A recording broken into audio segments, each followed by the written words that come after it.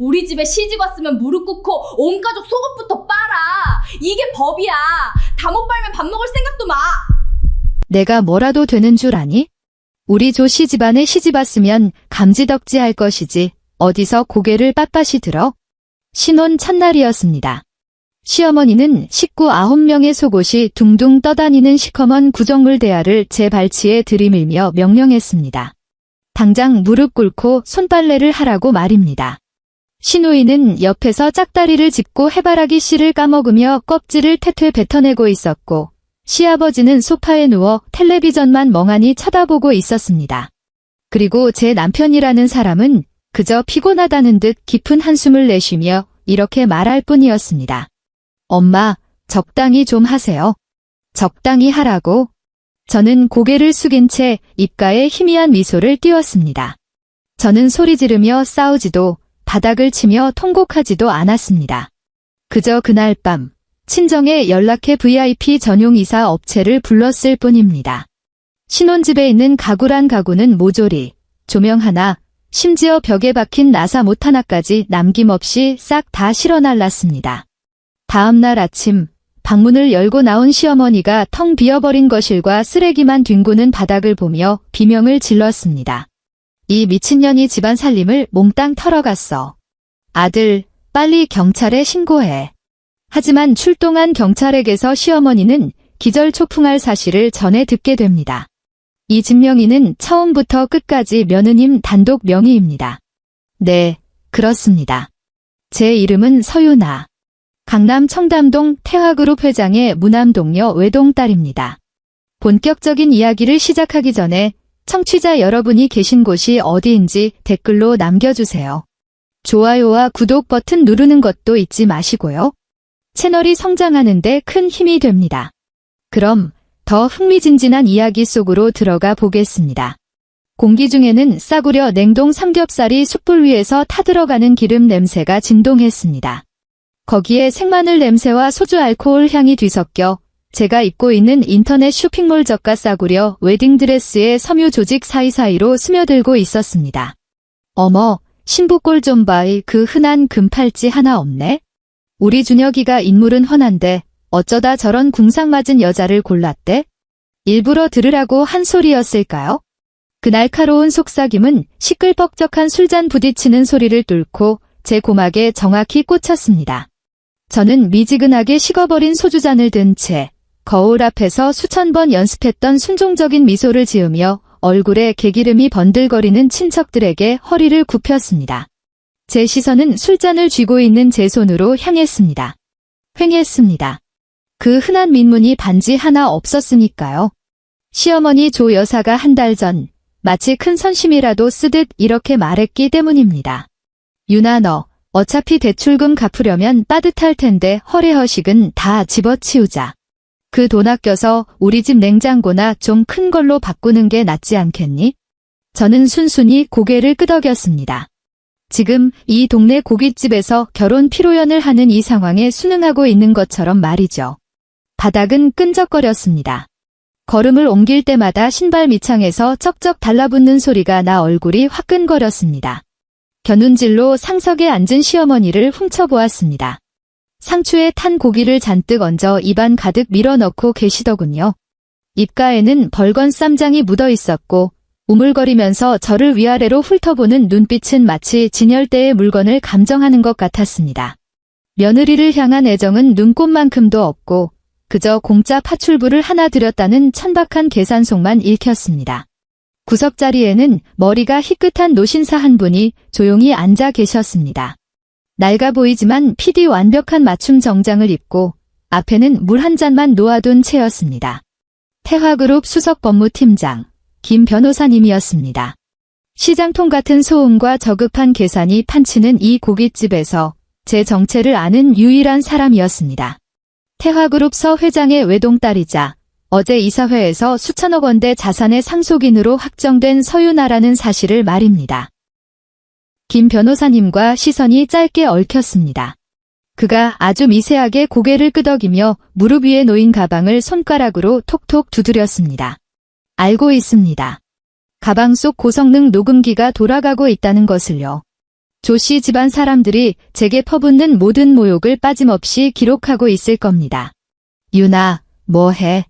빨리 술 안 따르고. 멍하니 서서 뭐 하는 거야? 옆에서 남편 조준혁의 목소리가 들려왔습니다. 얼굴이 벌겋게 달아오른 걸 보니 이미 만취 상태였습니다.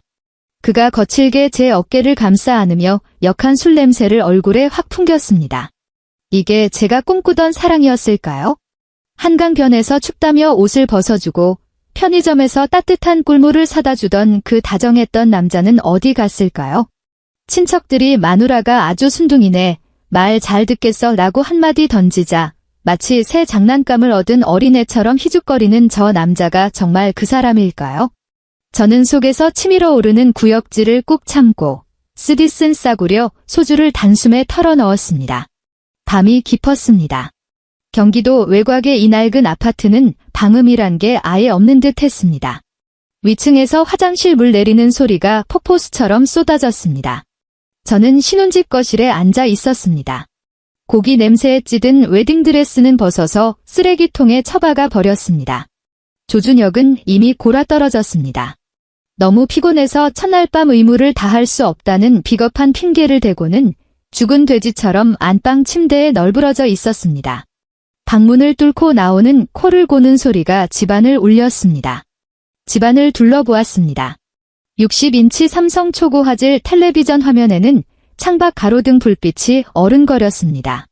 제가 앉아있는 소파는 이탈리아에서 직수입한 최고급 천연 가죽 제품이었고 개방형 주방에는 독일에서 공수해온 빌트인 가전들이 번쩍거리고 있었습니다. 구석에서 조용히 돌아가는 공기청정기조차 스위스 명품 브랜드였습니다. 이 모든 것들 하나부터 열까지 전부 제 블랙카드를 긁어 채워 넣은 겁니다. 하지만 조씨 집안 사람들은 이 모든 게 가난하지만 자존심만 센 친정에서 무리해서 해온 혼수라고 믿고 있습니다. 이야, 텔레비전 죽이네.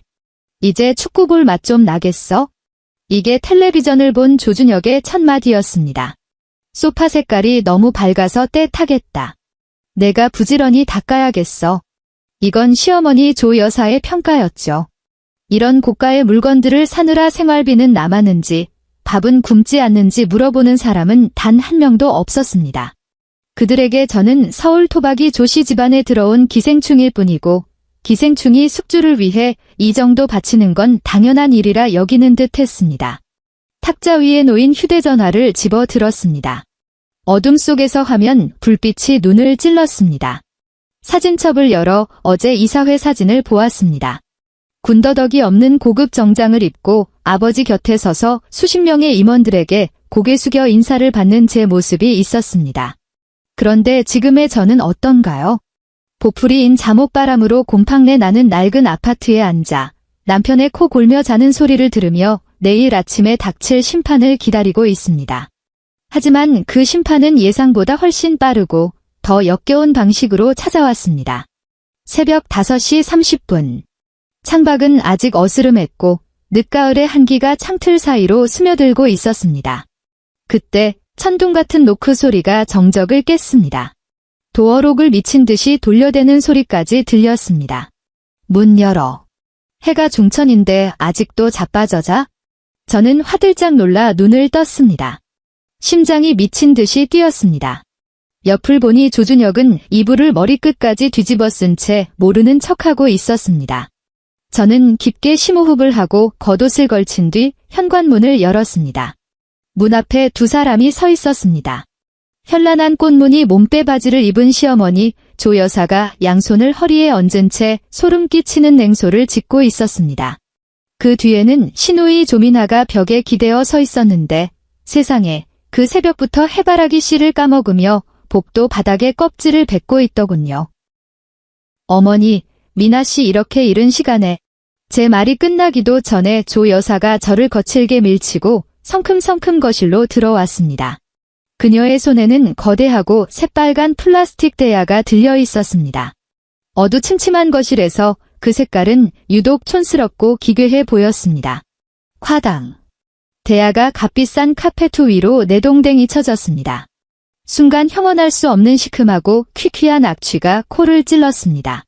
땀 냄새, 발 냄새, 그리고 하룻밤 묵혀 썩어가는 채취가 뒤섞인 냄새였습니다. 내용물을 확인한 저는 헛구역질이 올라왔습니다. 대야 안에는 온갖 종류의 속옷이 꽉 차 있었습니다. 시아버지의 누렇게 변색된 사각 팬티, 시어머니의 레이스 달린 보정 속옷, 시누이의 것, 그리고 본 적도 없는 남자들 팬티까지. 아마 결혼식에 왔다가 자고 간 친척들 것까지 모아온 모양이었습니다. 누런 구정물에 푹 절여진 채로 말입니다. 우리 조씨 집안의 법도다. 조 여사가 턱을 치켜들고 대야를 가리켰습니다. 마치 왕이 칙령이라도 내리는 듯한 태도였습니다. 새 며느리가 들어온 첫날, 식구들 속옷을 손으로 빨아야 해. 그래야 집안의 복을 받고 내가 이 집에서 서열 꼴찌라는 걸 명심하게 되는 거야? 저는 말문이 막혔습니다. 역겨운 대야와 뻔뻔한 시어머니의 얼굴을 번갈아 보며 간신히 입을 열었습니다. 세탁기가 고장 났나요? 그것도 제가 새로 사온 건데 건조랑 살균 기능도 되는 건데요. 짝! 조 여사가 손바닥으로 탁자를 내리쳤습니다. 물컵이 달그락거릴 정도로 세게 말이죠. 지금 말대꾸하니? 더러워서 못하겠어? 아니면 요령 피우고 싶니? 세탁기로는 때가 안 빠져. 이게 법도라고. 나 시집 왔을 땐 한겨울에 우물가에서 30명 빨래를 맨손으로 했어. 손등이 다 터져서 피가 철철 났다고. 그런데 넌 따뜻한 집구석에서 이것도 못해. 맞아요. 옳게 언니. 조민아가 껍질을 뱉으며 비아냥거렸습니다. 그냥 하라면 하세요. 우리 집 며느리는 원래 그런 거 하는 사람이에요. 우리 오빠 봐요. 집안일엔 손끝 하나 안 대잖아요. 언니가 시집 온 게 오빠 수발 들려고 온 거 아니에요? 그거 아니면 뭐 하러 데려왔겠어요? 얼굴 마담하게? 아, 참, 언니 얼굴로는 그것도 힘들겠다. 저는 화를 내는 대신 안방 쪽을 돌아보았습니다. 문이 살짝 열려 있었고 어느새 조준혁의 코 고는 소리가 멈춰 있었습니다. 깨어 있는 겁니다. 이 모든 대화를 듣고 있는 겁니다. 준혁 씨. 제가 나직하게 그를 불렀습니다. 이게 당신 뜻이야? 안방은 쥐 죽은 듯 조용했습니다. 몇 초 뒤 이불 뒤척이는 소리와 함께 웅얼거리는 목소리가 들려왔습니다. 아, 엄마가 하라면 좀 해. 나 잠 좀 자게. 오늘 출근해야 한단 말이야. 그 순간 제 안에서 무언가가 툭 하고 끊어지는 소리가 들렸습니다. 평범한 행복을 꿈꿨던 마지막 미련이 산산조각 났습니다. 파편이 심장에 박혔지만 아프지 않았습니다. 차갑게 식어버린 이성만이 남았을 뿐입니다. 저는 꼼짝도 하지 않았습니다. 그 더러운 빨래 대야가 우리 사이를 가르는 거대한 강처럼 느껴졌습니다. 제가 움직이지 않자 조 여사의 얼굴 근육이 분노로 떨리기 시작했습니다. 그녀는 주위를 두리번거리더니 주방으로 뛰어들어가 행주를 집어들었습니다. 어제 고기 굽고 난 프라이팬 기름때를 닦고 씻지도 않아 검게 굳어버린 끈적끈적한 그 행주였습니다. 그녀가 다시 달려나왔을 때 저는 그저 행주를 던져주며 닦으라고 할 줄 알았습니다. 하지만 저는 그 여자의 악독함을 과소평가했습니다. 어디서 눈을 동그랗게 뜨고 버텨. 날카로운 고함과 함께 축축하고 기름진 물체가 제 얼굴로 날아들었습니다. 철썩. 둔탁한 소리와 함께 행주가 제 얼굴을 강타했습니다. 차가운 기름때가 눈과 코를 덮쳤고 역겨운 냄새가 뇌까지 파고들었습니다. 시커먼 오수가 뺨을 타고 흘러내려 잠옷깃으로 스며들었습니다. 마치 차가운 뱀이 살갗을 기어가는 느낌이었습니다. 시간이 멈춘 것 같았습니다. 거실은 무서울 정도로 고요했습니다. 조민아가 해바라기 씨 까먹는 소리조차 멈췄습니다. 언제 나왔는지 시아버지 조씨가 소파에 앉아 리모컨을 쥐고 있다가 이 광경을 보고는 심드렁하게 한마디 툭 던졌습니다. 임자, 적당히 해. 다치면 병원비 든다. 말리는 것도 나무라는 것도 아니었습니다. 그저 재산상의 손해를 걱정하는 말투였습니다. 저는 천천히 손을 들어 올렸습니다. 손끝에 닿은 행주의 미끌미끌한 촉감에 소름이 돋았습니다. 얼굴에서 행주를 떼어냈습니다. 아주 천천히 마치 성스러운 의식이라도 치르듯이 말입니다. 울지 않았습니다. 비명도 지르지 않았습니다. 분노조차 느껴지지 않았습니다. 대신 머릿속이 얼음장처럼 차갑고 맑아졌습니다. 인내와 기대라는 이름의 암덩어리가 깨끗하게 도려내진 기분이었습니다. 더러운 행주로 손을 쓱 닦고는 그것을 반듯하게 접어 탁자 위에 올려놓았습니다. 고개를 들어 분노로 일그러진 조 여사의 얼굴을 똑바로 쳐다보았습니다. 그리고 이사회에서 수없이 연습했던 완벽하고 비즈니스적인 미소를 지어 보였습니다. 어머님, 잘 알겠습니다. 제 목소리는 고요한 호수처럼 잔잔했습니다. 걱정 마세요. 제가 알아서 깨끗하게 처리하겠습니다. 조 여사는 제 반응이 의외였는지 잠시 멈칫하더니 이내 콧방귀를 뀌었습니다. 진작 그럴 것이지. 빨리 빨아. 다 못 빨면 아침밥도 없어. 민하야, 들어가서 더 자자. 재수 없는 얼굴 보고 있으려니 밥맛 떨어지네. 방문이 쾅 닫혔습니다. 저는 거실 한복판에 서서 그 더러운 대야를, 기름 묻은 행주를, 그리고 이 아기와 계산으로 가득 찬 집구석을 응시했습니다. 휴대전화를 꺼냈습니다. 액정 불빛이 기름때 묻은 제 얼굴을 비췄습니다. 닦지 않았습니다. 이 얼룩을 마지막 기념품으로 남겨두고 싶었으니까요. 번호 하나를 눌렀습니다. 신호가 가고 상대방이 전화를 받자마자 저는 딱 3글자만 내뱉었습니다. 시베리아 벌판의 칼바람보다 더 차가운 목소리로 말입니다. 시작해. 새벽 2시. 서울의 밤하늘은 네온 사인으로 붉게 물들어 있었지만 경기도 외곽의 이 낡은 아파트 단지는 무덤처럼 고요했습니다. 가끔 들리는 길고양이 울음소리가 숨막히는 정막을 찢을 뿐이었습니다. 검은색 대형 무진동 트럭 한 대가 미끄러지듯 단지 안으로 들어왔습니다. 전조등을 끄고 엔진 소리만 낮게 울렸습니다. 뒤이어 2번째, 3번째 로고 하나 없는 검은색 탑차 6대가 유령처럼 아파트 입구에 정렬했습니다. 차 문이 소리 없이 열리고 검은색 제복에 흰 장갑을 낀 건장한 남자 20명이 쏟아져 나왔습니다. 잡담도 불필요한 동작도 없었습니다. 전원 인이어 이어폰을 끼고 일사불란하게 움직이는 모습은 마치 특수부대 같았습니다. 선두에 선 사람은 태화그룹 관제팀 박 실장이었습니다. 그가 공동 현관 앞으로 다가와 제가 방금 전송한 비밀번호를 눌렀습니다. 띠리리. 엘리베이터 문이 열리고 제가 서 있었습니다. 잠옷은 벗어 던지고 검은색 캐시미어 코트를 입은 상태였습니다. 얼굴에 묻었던 기름때는 말끔히 지워졌고 그 자리엔 은은한 최고급 수분 크림 향기만이 감돌았습니다. 이사님. 박 실장이 저를 보자마자 허리를 90도로 숙였습니다. 목소리는 낮았지만 경외심이 가득했습니다. 지시하신 대로 1급 무소음 이사 모드로 진행하겠습니다. 저는 고개를 끄덕이며 옆으로 비켜섰습니다. 시작하세요. 벽지랑 바닥 장판 빼고 먼지 한 톨도 남기지 마세요. 이날의 이사는 하나의 예술이었습니다. 작업자들은 신발을 벗고 두툼한 덧신을 신은 채 집 안으로 들어왔습니다. 테이프 뜯는 소리조차 나지 않았습니다. 모든 포장 상자는 특수 제작된 자석식 덮개를 사용했으니까요. 저는 거실 중앙에 서서 3장에 달하는 목록을 손에 들고 전장을 지휘하는 사령관처럼 그들을 지켜봤습니다. 삼성 60인치 텔레비전, 구입가 240만 원. 작업자 2명이 다가가 능숙하게 벽걸이를 해체하고 두꺼운 양털 담요로 텔레비전을 감쌌습니다. 금속 부딪히는 소리는 전혀 나지 않았습니다. 이탈리아 나뚜찌 소파, 구입가 800만 원.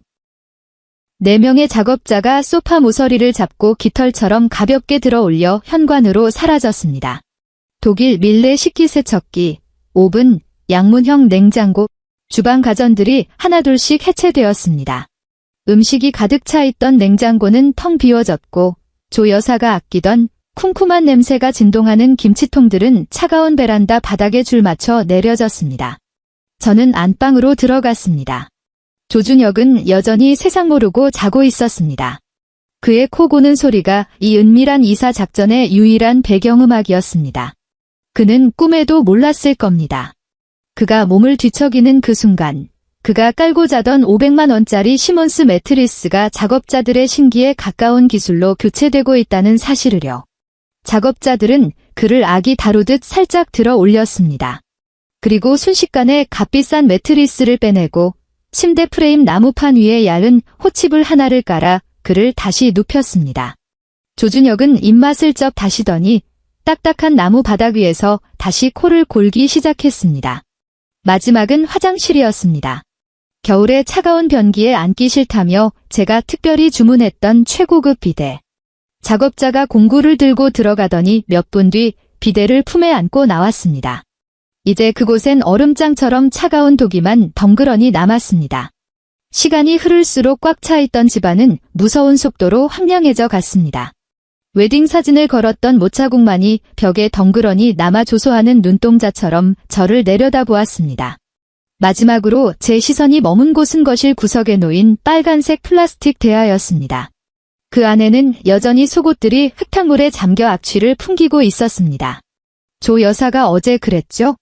이게 제게 주는 오복이라고요. 저는 다가가 그 무거운 대야를 들어 올렸습니다. 찰랑거리는 물 위로 늘어난 팬티 몇 장이 떠올랐습니다. 조심조심 발을 옮겨 시어머니 조 여사의 방문 앞으로 갔습니다. 허리를 숙여 문 정중앙에 대야를 내려놓았습니다. 각도를 세밀하게 조정했습니다. 그녀가 방문을 열고 첫 발을 내딛는 순간 정확하게 이 대야를 걷어차도록 말입니다. 이 귀한 복 어머니께 돌려드릴게요. 제가 작게 속삭였습니다. 창밖이 푸르스름하게 밝아오고 있었습니다. 박 실장이 다가와 검은색 가죽 파일을 내밀었습니다. 이사님, 총 478품목 적재 완료했습니다. 그리고 지시하신 대로 관리실 통해 해당 호수의 출입 권한을 잠갔습니다. 오늘 오후 6시부터는 이사님 본인의 지문 외에 어떤 비밀번호나 카드키도 작동하지 않을 겁니다. 저는 파일을 받아 확인란에 서명했습니다. 오랫동안 숨겨왔던 이름, 서유나 석자를 적어 넣었습니다. 펜촉이 종이를 긁는 소리가 텅 빈 거실에 유난히 크게 울렸습니다. 갑시다. 파일을 덮고 저는 이른바 신혼집이라 불렸던 곳을 더 이상 돌아보지 않았습니다. 이곳은 이제 추억이라는 이름의 쓰레기만 남은 껍데기일 뿐이니까요. 공동 현관을 나서자 새벽 공기가 뺨을 때렸지만 어느 때보다 상쾌했습니다. 길가에는 검은색 마이바흐가 대기 중이었고 기사가 흰 장갑을 낀 손으로 뒷좌석 문을 정중하게 열어주었습니다. 차에 올라타자 천연 가죽 시트의 안락함이 온몸을 감쌌습니다. 창문이 부드럽게 올라가며 누추한 아파트 단지의 풍경을 차단했습니다. 어디로 모실까요, 이사님? 기사가 물었습니다. 저는 등받이에 몸을 깊숙이 묻고 눈을 감았습니다. 차가 미끄러지듯 출발하는 진동이 느껴졌습니다. 청담동 본가로. 차가 아파트 정문을 빠져나가는 순간 백미러를 통해 회색빛 아파트를 마지막으로 흘깃 보았습니다. 몇 시간 뒤 저곳에서 어떤 히스테릭한 폭풍이 몰아칠지 눈에 선했습니다. 오전 10시. 커튼 하나 없는 창문으로 햇살이 쏟아져 들어와 조 여사의 안방을 비췄습니다. 조 여사는 부스스한 눈을 비비며 하품을 찢어지게 했습니다. 어젯밤 꿈자리가 사납더니 눈 뜨자마자 그 새 며느리 월급 통장을 어떻게 뺐을까 하는 궁리부터 들었습니다. 이 게으른 것이 빨래는 다 했. 그녀는 중얼거리며 방문을 벌컥 열고 습관처럼 발을 크게 내디뎠습니다. 철퍼덕. 발끝에 묵직하고 출렁거리는 물체가 걸렸습니다. 동시에 얼음장같이 차가운 구정물이 쓰나미처럼 튀어올라 그녀의 발등과 잠옷바지를 적셨습니다. 아! 날카로운 비명이 아침의 정적을 찢었습니다. 조 여사는 펄쩍 뛰며 바닥을 내려다보았습니다. 흙탕물과 젖은 속옷들이 사방에 널브러져 있었습니다. 어제 며느리 기죽이려고 내밀었던 그 법도가 지금 자기 몸에 몽땅 쏟아진 겁니다. 서윤아, 이 빌어먹으려니. 그녀는 고래고래 소리를 지르며 고개를 들었습니다. 당장 거실로 뛰쳐나가 그 맹탕 같은 며느리 머리채라도 잡을 기세였습니다. 하지만 목구멍까지 차올랐던 욕설은 밖으로 나오지 못했습니다. 그녀의 눈이 튀어나올 듯 커졌고 입은 주먹이 들어갈 만큼 벌어졌습니다. 마치 마법에 걸린 사람처럼 그 자리에 얼어붙었습니다. 거실이 텅 비어 있었습니다. 자랑하고 다니던 그 이탈리아제 가죽 소파가 온데간데 없고 바닥엔 먼지 쌓인 자국만 선명했습니다. 벽 한쪽을 가득 채웠던 대형 텔레비전도 사라졌고 벽에는 시커먼 나사 구멍만 숭숭 뚫려 있었습니다. 장식장을 채웠던 비싼 그릇들, 거실 스탠드, 심지어 현관에 깔려있던 실크 카페트까지 모조리 사라졌습니다.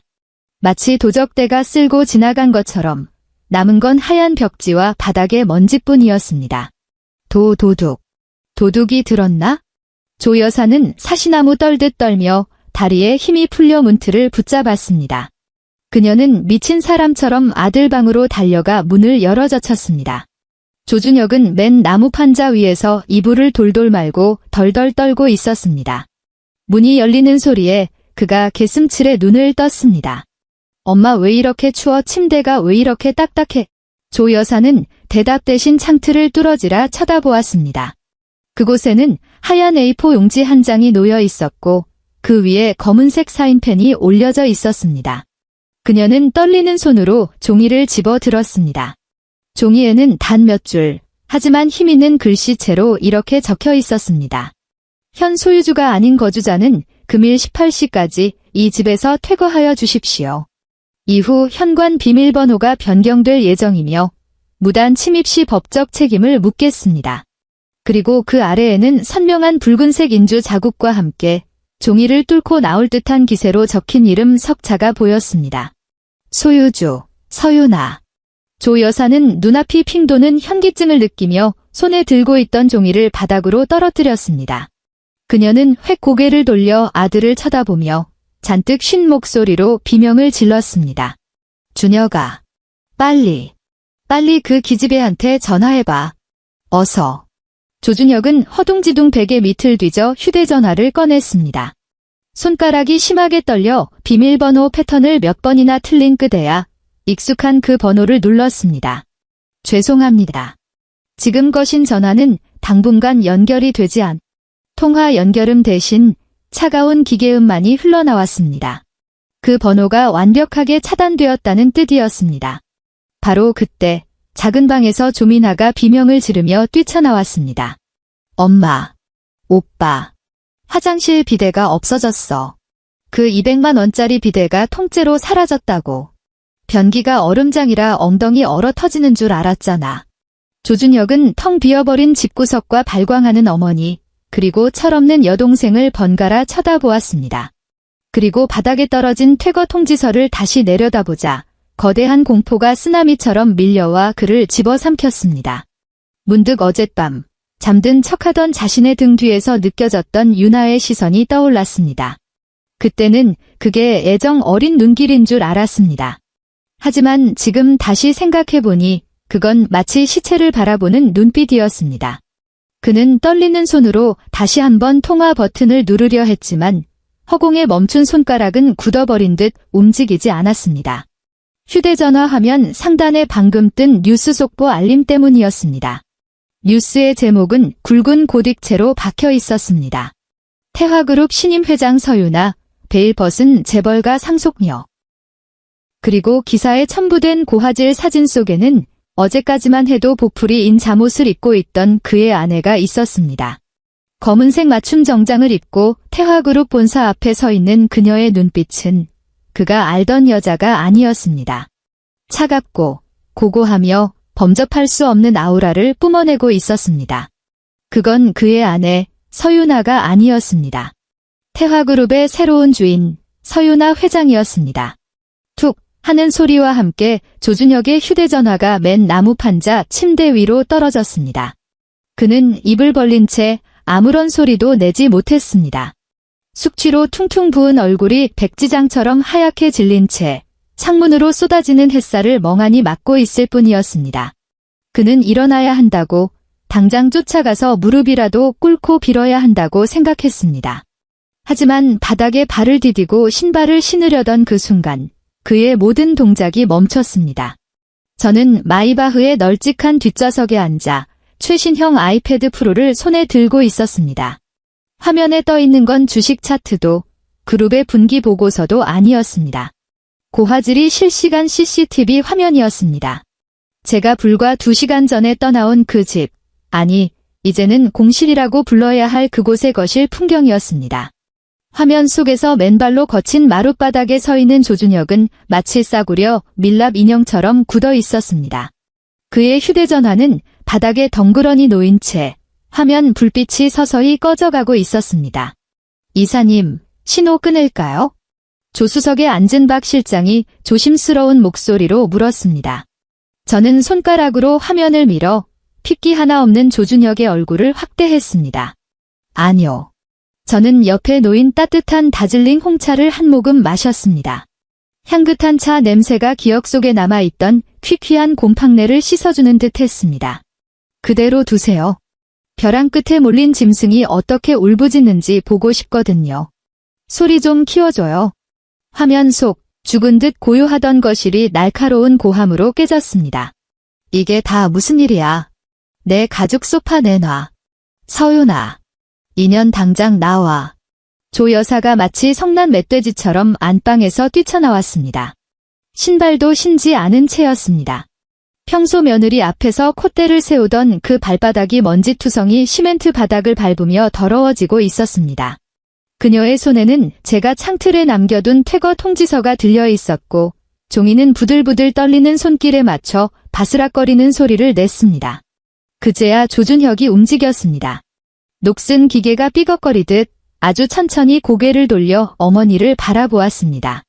엄마. 그의 목소리는 모래를 한 줌 삼킨 듯 거칠게 갈라져 있었습니다. 끝났어, 다 끝났다. 끝나긴 뭐가 끝나. 경찰 불러. 당장 신고해. 조 여사가 아들의 멱살을 잡고 침을 튀기며 소리쳤습니다. 이건 도둑질이야. 강도라고. 그년이 우리 집 살림을 몽땅 털어갔어. 내가 그년 콩밥을 먹이고 말 거야. 아주 패가망신을 시켜줄 거라고. 화면 속에서 악을 쓰는 저 노인을 보며 저는 헛웃음을 지었습니다. 그녀가 말하는 패가망신이라는 게 제 드레스룸 구석에 처박힌 가방 하나 값이나 될지 모르겠습니다. 20분 후 관할 지구대 경찰 2명이 CCTV 화면에 등장했습니다. 조 여사는 구세주라도 만난 듯 경찰들 앞에 털썩 무릎을 꿇었습니다. 그 동작이 어찌나 자연스러운지 혀를 찰 정도였습니다. 그녀는 텅 빈 집안을 손가락질하며 통곡했습니다. 경찰 양반, 우리 좀 살려주시오. 며느리라는 년이 아니, 그 도둑년이. 우리 사는 사이에 집을 싹 털어갔소. 수천만 원어치 가구들이야. 우리 노부부 관 짤 돈이라고. 젊은 순경은 난감한 표정으로 짙다 만 건물처럼 횡한 집안을 둘러보더니 전자수첩을 꺼냈습니다. 아주머니, 일단 진정하시고요.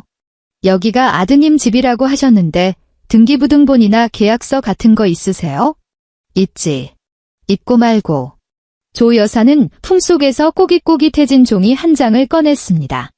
어디서 찾아냈는지 모를 예전에 복사해둔 등기부등본 사본을 보물단지처럼 내밀었습니다. 자, 보시오. 이게 증거요. 경찰은 그 종이를 받아 들고는 손에 든 단말기를 몇 번 두드려 조회해 보았습니다. 그러자 그의 미간이 좁혀졌습니다. 고개를 든 경찰의 눈빛에는 복잡미묘한 연민이 서려 있었습니다. 아주머니, 이 서류는 옛날 겁니다. 지금 전산상으로 확인해 보니까요. 경찰은 사무적인 말투로 팩트를 꽂아 넣었습니다. 경기도 일산에 위치한 이 아파트, 현재 유일한 소유주는 서윤아 씨로 되어 있습니다. 뭐요? 조 여사의 울음소리가 뚝 그쳤습니다. 목이 졸린 오리 같은 소리를 내며 눈알이 튀어나올 듯 경찰을 노려보았습니다. 말도 안 돼. 이건 내 아들 결혼할 때 해준 집이야. 그 가난뱅이 년이 무슨 돈으로 집을 사? 콩나물값 100원도 아끼던 년인데. 전산 오류 아니요? 다시 확인해봐요. 전산 오류 아닙니다. 옆에 있던 나이든 경사가 차갑게 덧붙였습니다. 그리고 기록을 보니까 2년 전에 대출 하나 없이 전액 현금으로 매입하셨네요. 매수 자금 출처도 서윤아 씨 개인 계좌고요. 다시 말해서 이 집은 서윤아 씨의 특유재산입니다. 법적으로 남편분과는 아무런 상관이 없는 재산이라는 뜻이죠. 특유재산. 조준혁이 벽을 타고 스르르 주저앉으며 기계처럼 그 단어를 중얼거렸습니다. 바로 그때 액정이 깨진 조 여사의 휴대전화가 울렸습니다. 텅 빈 거실에 울려 퍼지는 벨소리는 기괴할 정도로 크게 들렸습니다. 여보세요. 누구야? 조 여사가 퉁명스럽게 전화를 받았습니다. 지금 그녀는 멘탈이 붕괴되기 직전이라 화풀이 대상이 필요했을 겁니다. 저는 화면을 보며 입꼬리를 살짝 올렸습니다. 전화 건 사람이 누군지 알고 있었으니까요. 안녕하십니까? 조준혁 씨의 모친 조옥분 씨 되십니까? CCTV 마이크를 통해 들려오는 목소리는 태화그룹 법무팀 김 부장이었습니다. 이사회 임원들조차 벌벌 떨게 만드는 그가 지금 얼음처럼 차가운 존댓말로 사형 선고를 내리고 있었습니다. 태화그룹 법무팀입니다. 서윤아 회장님의 위임을 받아 통보합니다. 현재 귀하와 귀하의 가족이 무단 점유하고 있는 부동산은 서윤아 회장님의 사유 재산입니다. 대한민국 민법 및 관련 조항에 의거하여 본 통지를 받은 후 24시간 이내, 즉 금일 18시까지 해당 거주지에서 즉시 퇴거하실 것을 요구합니다. 조 여사의 손이 덜덜 떨리기 시작했습니다. 평소 며느리에게 삿대질하던 그 검지가 파킨슨병 환자처럼 멈추지 않았습니다. 태화그룹 회장. 그녀의 목소리가 이 사이로 새어나왔습니다. 공포와 혼란이 뒤섞여 있었습니다. 무슨 헛소리야? 그녀는 그 기집애는 그냥 말단 사원인데 아직 뉴스를 못 보신 모양이군요. 김 부장의 목소리는 감정 하나 섞이지 않아 더 무서웠습니다. 서윤아 님은 어제부로 태화그룹 회장직에 취임하셨습니다. 아, 그리고 옆에 계신 아드님, 조준혁 씨께도 전해주십시오. 조준혁 씨가 다니는 한성무역은 태화그룹의 3차 하청 업체입니다. 서 회장님에 대한 귀하, 가족의 악의적인 행태를 고려하여 그룹 차원에서 5분 전 한성무역과의 모든 거래 계약을 파기했습니다. 그 책임은 조준혁 씨가 지게 될 겁니다. 화면 속에서 조준혁이 벼락 맞은 사람처럼 고개를 번쩍 들었습니다. 아, 안 돼. 그는 미친 사람처럼 바닥에 떨어진 휴대전화를 집어들고 화면을 미친 듯이 쓸어 넘겼습니다. 저는 그가 무엇을 보고 있는지 알고 있습니다. 지금 네이버 실시간 검색어 1위를 장악하고 있는 그 기사. 태화그룹의 새로운 오너 서윤아, 철저히 숨겨졌던 후계자. 그리고 기사 메인에는 어제 이사회를 마치고 경호원들의 호의를 받으며 빌딩을 나서는 제 사진이 걸려 있을 겁니다. 10년치 연봉을 모아도 못 살 샤넬 오트 쿠티르 정장을 입고 턱을 치켜든 채 차갑게 정면을 응시하는 그 사진 말입니다. 아. 짐승의 비명 같은 소리가 조준혁의 목구멍에서 터져나왔습니다. 그는 휴대전화 화면을 뚫어질 듯 노려보다가 눈가 핏줄이 터질 듯 벌개졌습니다. 그건 슬픔이 아니었습니다.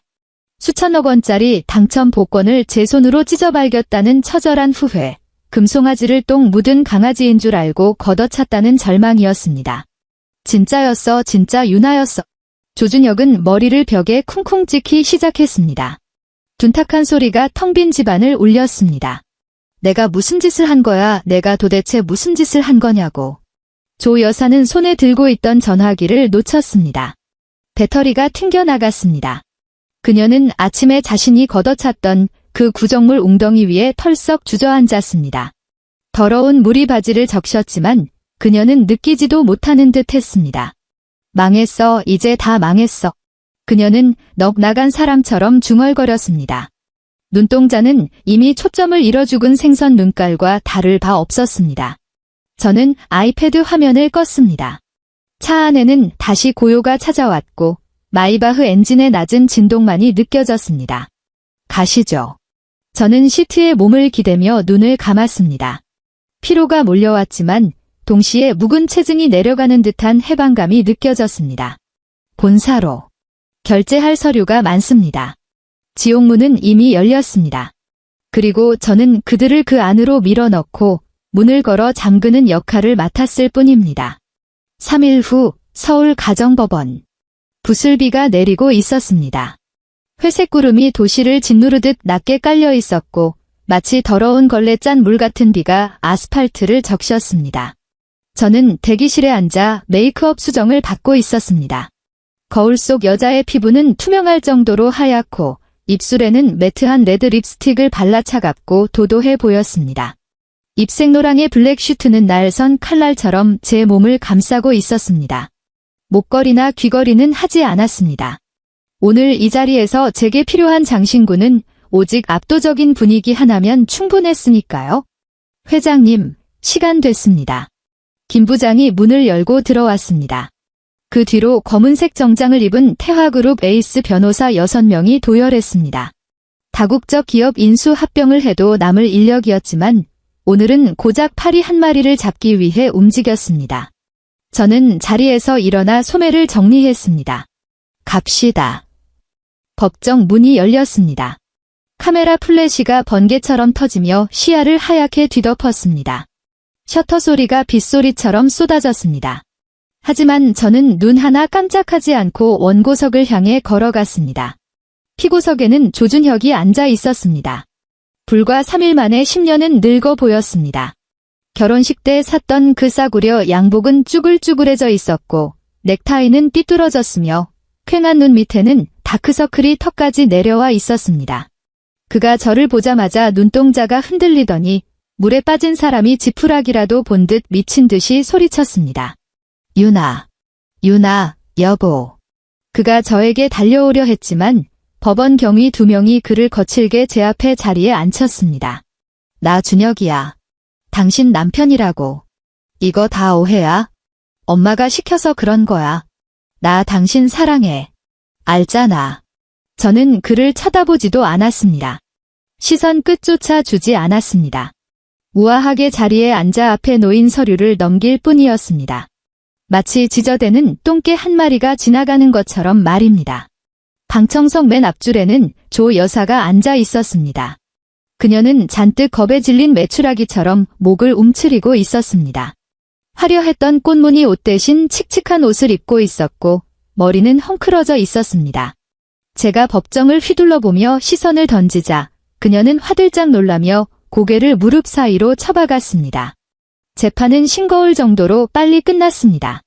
압도적인 증거 앞에서 어떤 변명도 통하지 않았습니다. 김 부장은 녹음 파일을 틀 필요도 없었습니다. 파 한 단, 두부 한 모까지 꼼꼼하게 기록된 가계부와 월급 입금 내역 외에는 지출 내역이 전무한 조준혁의 통장 거래 내역서만으로도 충분했으니까요. 피고 조준혁은 혼인 기간 중 원고에게 명백한 경제적 착취 및 정서적 학대를 가하였으며 직계 존속의 부당한 대우를 방조한 사실이 인정된다. 판사의 목소리가 엄숙한 법정을 울렸습니다. 이에 본 법원은 원고 서유나와 피고 조준혁의 이혼을 선고한다. 재산 분할에 관하여 쌍방이 거주하던 부동산 및 댁내 모든 동산은 원고 서유나의 특유재산임이 확인되므로 피고는 이에 대한 일체의 분할 청구권이 없다. 또한 피고 조준혁은 원고에게 위자료 5천만 원을 지급하라. 5천만 원이라는 숫자가 나오자 방청석의 조 여사가 비명을 질렀습니다. 5천만 원. 차라리 우릴 죽여라. 돈이 어디 있어. 회사도 잘려서 퇴직금도 못 받았는데. 정숙하세요. 판사가 의사봉을 내리쳤습니다. 탕, 탕, 탕 소리가 귓가를 때렸습니다. 저는 서류를 덮으며 입가에 희미한 냉소를 띄었습니다. 5천만 원. 그건 시작일 뿐입니다. 진짜 벌은 그 빚을 갚기 위해 평생을 절망 속에서 허우적거리는 것입니다. 재판이 끝났습니다. 법원 정문을 나서자 경호원이 거대한 검은 우산을 펼쳐 저를 감쌌습니다. 비는 여전히 추적추적 내리고 있었습니다. 유나. 아니, 회장님. 서 회장님. 등 뒤에서 찢어지는 듯한 울음소리가 들려왔습니다. 저는 걸음을 멈추고 천천히 뒤를 돌았습니다. 조 씨 일가 세 사람이 기자들을 뚫고 빗물 고인 시멘트 바닥에 무릎을 꿇고 있었습니다. 흙탕물이 튀어 그들의 무릎을 적셨습니다. 조 여사는 무릎으로 기어오며 한때 기세등등했던 얼굴을 눈물 콧물로 범벅한 채 제게 손을 뻗었습니다. 제 바짓단을 잡으려 했지만 경호원이 가차없이 막아섰습니다. 회장님, 내가 눈이 삐었지. 내가 노망이 났어. 그녀는 울부짖으며 자신의 뺨을 철썩철썩 때리기 시작했습니다. 빗속에서도 그 소리가 선명하게 들렸습니다. 빨래하라고 안 할게. 눈치도 안 줄게. 제발 하룻밤 부부의 정을 생각해서라도 우리 준혁이 살 길 좀 열어주세요. 5천만 원 우리 그 돈 없어요. 집도 없어서 고시원에 있단 말이야. 조준혁도 옆에서 머리를 땅에 처박으며 덜덜 떨고 있었습니다. 유나, 내가 잘못했어. 진짜 잘못했어. 엄마 말 안 듣고 당신 말만 들을게. 평생 개처럼 살게. 제발 버리지 마. 그 기세등등하던 신우이 조미나조차 옆에서 쭈그리고 앉아 고개도 못 들고 있었습니다. 이 장면을 보고 있는데 마음이 차분하게 가라앉았습니다.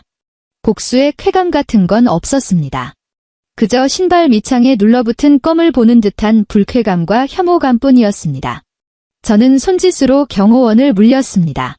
무릎 꿇은 조 여사를 내려다보며 입을 열었습니다. 크지 않은 목소리였지만 빗소리를 뚫고 정확하게 꽂혔습니다. 어머니, 3일 전 아침 기억나세요? 조 여사가 멍하니 고개를 들었습니다. 흐릿한 눈동자에 공포가 가득했습니다. 저는 2천만 원짜리 에르메스 버킨백에서 투명한 지퍼백 하나를 꺼냈습니다. 그 안에는 반듯하게 접힌 거무튀튀하고 기름 얼룩이 그대로 남아있는 행주가 들어 있었습니다. 그날 아침 제가 챙겨 나왔던 바로 그 물건입니다. 지퍼백을 열었습니다. 역한 냄새가 훅 끼쳤지만 표정 하나 바꾸지 않고 검지와 중지로 행주 끝을 집어 들었습니다. 그리고 허리를 살짝 숙여 마치 어른께 깎듯이 차를 올리는 동작으로 그 더러운 행주를 헝클어진 조 여사의 머리 위에 살포시 얹어주었습니다. 이건 주인에게 돌려드릴게요. 굳어버린 그녀를 보며 세상에서 가장 우아하고 잔혹한 미소를 지었습니다. 어머니가 그러셨죠? 어머니 땐 다 그렇게 사셨다고. 그토록 좋아하시는 그 법돈이 앞으로도 평생 그 법도 끌어안고 사세요. 저는 허리를 펴고 조준혁을 내려다보았습니다. 그리고 위자료 5천만 원, 천천히 갚아. 법무팀 시켜서 이자는 법정 최고 금리로 꽉 채워서 청구할 거니까? 안 갚으면 어떻게 되는지 알지? 저는 더 이상 그들을 보지 않고 차갑게 돌아섰습니다. 대기하고 있던 차를 향해 걸음을 옮겼습니다. 등 뒤에서 조 여사의 절규가 터져 나왔습니다. 벼랑 끝에서 떨어지는 짐승의 비명처럼 처절하고 끔찍했습니다. 으아! 차 문이 닫히며 모든 소음이 차단되었습니다. 출발해. 마이바흐가 부드럽게 미끄러져 나갔습니다. 타이어가 웅덩이를 밟으며 흙탕물을 튀겼고 그 물은 길가에 무릎 꿇은 조준혁의 얼굴에 정확히 튀었습니다. 저는 백미러로 점점 작아지는 세 개의 점을 바라보며 물티슈를 꺼냈습니다. 아까 행주를 집었던 손가락을 꼼꼼히 닦았습니다. 1번, 2번, 3번. 손가락이 빨개질 때까지 문지른 뒤에야 물티슈를 휴지통에 버렸습니다. 1년 후. 프랑스 파리 샹트이 성. 초여름의 햇살이 고풍스러운 성벽 위로 쏟아지고 장미향과 샴페인의 달콤한 향기가 공기를 채우고 있었습니다. 저는 베라왕의 커스텀 웨딩드레스를 입고 윤재현의 팔짱을 끼고 있었습니다. 윤씨 그룹의 후계자이자 펜실바니아 와튼 스쿨 선배인 그가 저를 바라보고 있었습니다. 그의 눈에는 존중과 신뢰, 그리고 숨기지 않은 애정이 담겨 있었습니다. 그건 동등한 위치에 선 사람만이 줄 수 있는 건강하고 단단한 사랑이었습니다. 긴장돼. 그가 다정하게 속삭이며 제 베일을 정리해 주었습니다. 아니요. 저는 미소를 지으며 하객들이 모여있는 푸른 잔디밭을 바라보았습니다. 그냥 공기가 참 맑아서요. 같은 시각, 서울의 한 반지하 방. 1년 내내 햇빛 한 줌 들지 않는 이곳은 벽마다 검은 곰팡이가 피어 있었고 하수구 냄새가 진동했습니다. 조준혁은 삐걱거리는 접이식 침대에 걸터앉아 미지근한 소주병을 쥐고 있었습니다. 머리는 며칠을 안 감았는지 떡이 져 있었고 눈동자는 썩은 동태눈처럼 탁했습니다. 그는 액정이 산산조각난 휴대전화를 멍하니 쳐다보고 있었습니다. 화면에서는 태화그룹 서유나 회장의 세기의 결혼식 뉴스가 생중계되고 있었습니다. 화면 속 한때 밤늦게 들어온 그를 위해 라면을 끓여주던 여자는 이제 성의 테라스에 서서 전 세계의 축복을 받고 있었습니다. 그녀는 눈이 부시게 아름다웠고 태양처럼 빛났습니다. 반면 자신은 시궁창을 기어다니는 쥐새끼에 불과했습니다. 준혁. 녹슨 철문이 열리고 조 여사가 등을 잔뜩 구부린 채 들어왔습니다. 형광 주황색 청소부 조끼를 입은 그녀에게서 독한 락스 냄새와 화장실 지린내가 풍겼습니다. 지하철역 화장실 청소 일을 마치고 돌아오는 길이었습니다. 허리가 끊어질 듯 아팠지만 그 일자리마저 사정사정해서 겨우 구한 것이었습니다. 그녀의 손에는 검은 비닐봉지가 들려 있었습니다. 그 안에는 편의점에서 폐기 직전에 받아온 차가운 삼각김밥 2개가 들어 있었습니다. 밥 먹자. 그녀는 먼지 쌓인 밥상 위에 김밥을 내려놓았습니다. 목소리는 80대 노인처럼 쇠약해져 있었습니다. 그때 그녀의 시선이 밥상 모서리에 머물렀습니다. 그곳에는 까맣게 변색되고 딱딱하게 굳은 행주 한 장이 놓여 있었습니다. 그녀가 가진 유일한 기념품이자 죽는 날까지 벗어날 수 없는 저주였습니다. 조준혁은 뉴스 속에서 환하게 웃는 유나의 뒷모습을 보다가 힘겹게 고무장화를 벗는 어머니의 구분 등을 보았습니다. 소리 없이 흐른 눈물이 소주병 입구로 툭 떨어졌습니다. 그는 고개를 젖혀 눈물 섞인 소주를 단숨에 들이켰습니다. 식도를 타고 넘어가는 독한 알코올이 마치 불덩이처럼 이미 텅 비어버린 그의 오장육부를 태워버릴 듯 뜨겁게 훑고 지나갔습니다.